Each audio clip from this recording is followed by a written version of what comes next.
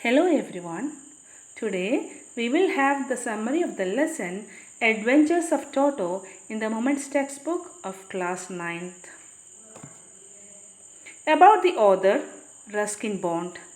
Ruskin Bond is an Indian author of British descent. He is considered to be an icon among Indian writers and children's authors and a top novelist. He was awarded the Sahitya Akademi Award to honor his work of literature.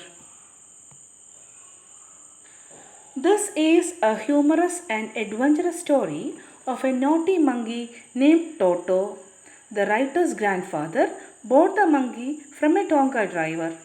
The pranks played by Toto have been narrated in this lesson in an interesting way. Let's begin. The writer's grandfather purchased a monkey named Toto from a Tonga driver by paying 5 rupees to him. The Tonga driver had tied the little red colored monkey to a feeding trough so that he could not run away. When the writer's grandfather saw the monkey, he had a desire to add him to the collection of animals which he had in his zoo at home. Toto was an attractive monkey with sparkling eyes and pearl white teeth. He would take special delight in scaring elderly Anglo Indian ladies. His tail added to his good look and also served as a third hand. Since grandmother did not have any interest in animals, she never welcomed grandfather with a new bird or animal in the house. So it was decided that Toto's presence should be kept a secret until grandmother was in a good mood.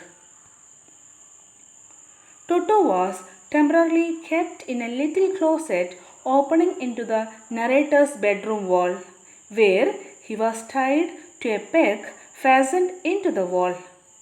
Being mischievous by nature, Toto began to create nuisance from the very first day. He removed the ornamental wallpaper, pulled out the peg, and tore off the narrator's blazer. Grandfather was quite happy to see Toto's performance. Toto was now transferred to a big cage in the servants' quarters where grandfather's other animals lived together. But Toto would create troubles for them. He did not let them sleep peacefully. His naughty activities were increasing day by day. So, when grandfather had to go to Saharanpur to collect his pension, he carried Toto with him in a black canvas kit bag. Since there was no opening in the bag to allow his hands or face to come out, he would often jump inside the bag, making the bag roll about on the floor of the Dehradun railway platform. On reaching Saharanpur, Toto was caught by the ticket collector who classified him as a dog so that grandfather had to pay for his fare. Toto was finally accepted by grandmother. Toto was then shifted to the stable where Nana, the family donkey, lived. But Toto continued troubling her, as a result of which they would never become friends. In the winter season, Toto enjoyed having a warm bath. He would copy the writer, and before starting his bath, he would check the temperature, then stepped into the tub 1 foot at a time. Finally, he would sit in the water with his face out of it. Then he would rub himself with soap.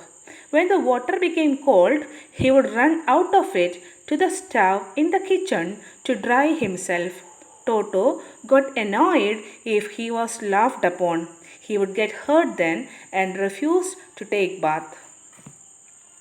One day he nearly succeeded in boiling himself alive by jumping in a large kitchen kettle that had been left on the fire to boil tea. It was grandmother who came to his rescue and saved him. Once, when Toto found a large dish of pulao on the dining table and started eating rice, grandmother scolded him. In response, Toto threw a plate at her. An aunt of narrator came forward to save her, but Toto threw a glass of water at her.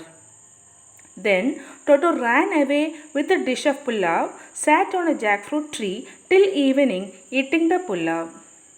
Finally, to take revenge on grandmother who had screamed at him, he threw the dish down the tree and chattered with delight when it broke into pieces. This incident made everyone, especially grandfather, realize that they could not keep Toto for long. They were not well to do. He could not afford the frequent loss of dishes, clothes, curtains, and wallpapers.